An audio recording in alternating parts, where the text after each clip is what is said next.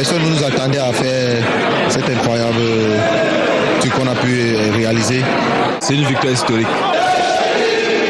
Je pense que surtout pour eux, ça a été une très grande motivation pour faire de leur bien et surtout à la fin de gagner cette CAN.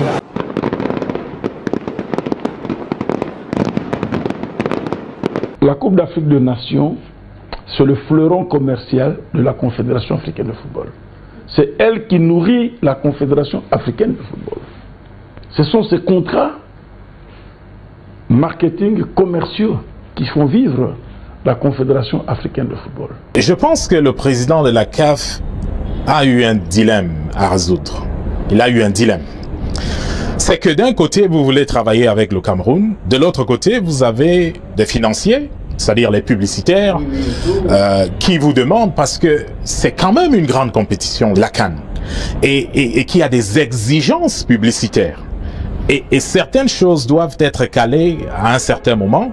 On peut comprendre le président de la CAF lorsqu'il dit que bon, lorsque je regarde ma montre, voici ce qui peut être fait. Je peux commencer à gagner de l'argent maintenant, en utilisant peut-être un pays qui est prêt. Mais la réalité, c'est que c'était changer les règles du jeu. Donc, nous comprenons le président de la CAF. Nous comprenons qu'il était dans son costume de défense des intérêts de la CAF, mais ce que nous disons, c'est que pour défendre ses intérêts, il a fallu changer les règles du jeu. Nous avons commencé le match en sachant que c'était un match de 90 minutes, mais vous arrivez parce qu'il va pleuvoir et vous sifflez la fin du match à la 70e minute. Quand je disais en 1984 que nous n'étions pas dans la bonne direction, c'était plus difficile à l'époque de me suivre. Aujourd'hui, ce n'est pas moi qui dis que le football camerounais se porte mal, c'est n'importe qui, même y compris ceux qui ne le suivent même pas. Au Cameroun, quand vous êtes contre la manière dont vous êtes dirigé, on vous taxe d'antipatriotisme. C'est une confusion. Et ça procède d'une propagande coloniale, néocoloniale, qui fait que quand vous n'êtes pas pour l'autorité, vous n'étiez pas pour le haut commissaire français, on interdisait l'UPC. Quand vous n'étiez pas pour Aïdjo, vous vous retrouvez à Tcholiré, à Mantoum, à Yoko, ou que sais-je encore.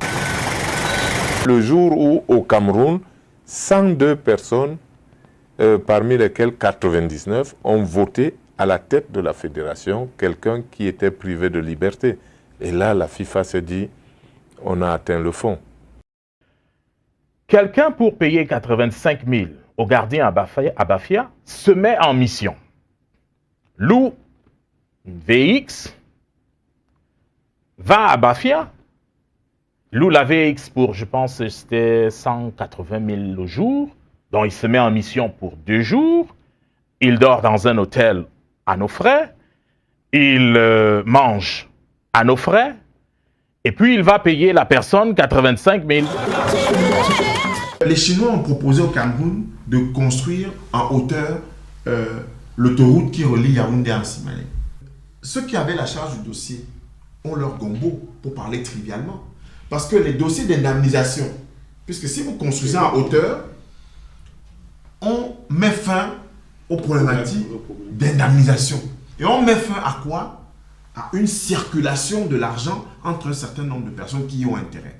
Voilà les problèmes fondamentaux du Cameroun. Ce qui déstabilise le Cameroun, c'est l'absence d'eau potable à Yaoundé. Ce qui déstabilise le Cameroun, c'est la voirie, les dépôts d'ordures systématiques dans la ville qui génère plus de 40% du PIB du Cameroun, Douala. Ce qui déstabilise le Cameroun, c'est l'opacité dans les concours publics. Ce qui déstabilise le Cameroun, c'est la mauvaise gestion. Ceux qui accusent les pays étrangers, dont la France, de déstabiliser le Cameroun, sont ceux qui ont été installés au pouvoir par la France. Jean Fauchivé, qui est la figure emblématique, ce sont les enfants de Focard. On le sait. Et Focard n'est autre que celui qui, aux 2 rues de l'Élysée, gérait 14 pays africains, dont le Cameroun. Les principales décisions qui étaient prises par le président Aïdjo l'étaient par le fait de conseillers militaires français qui étaient dans le bureau attenant à celui du président de la République au palais, l'ancien palais présidentiel.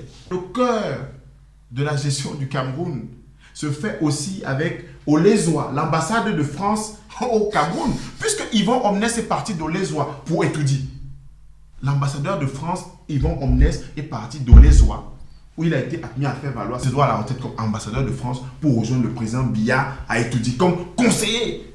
Vous savez que Manu Dibango n'a jamais été reçu au Palais de l'Unité. Jamais.